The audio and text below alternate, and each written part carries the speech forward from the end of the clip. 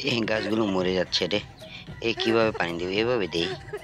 এই আবুল মিয়া, এই এদিকে আসো, এদিকে আসো। আমারে মনে হয় কেউ ডাকছে রে। কেউ ডাকছে মনে হয়। শুনতে পাচ্ছি না যে। ও, বুঝতে পারছি ডাকছে। জি ম্যাম সাহেব বলেন। কি ম্যাম সাহেব, দুধ বানাবেন?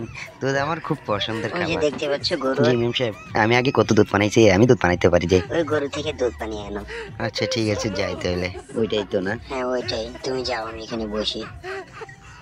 হায় হায়, কি করলাম? আমি তো জীবনও দুধ বানাই না।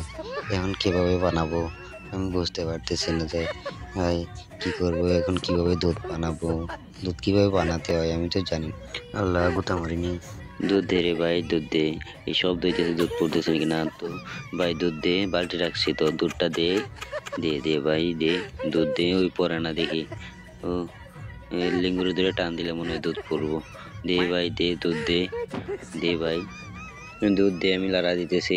হ্যাঁ ভাই দে, আমি তো লাড়া দিতেছি, দুধ দে না রে। দুধ দিয়ে খালি, দুধ দিলি না কে রে বেটা? এখন কি করি? এটা কি দুধ নি? এটাই নিয়ে যাই মেনসাহেবের কাছে। মেনসাহেব, এই যে আনছি দুধ পানে।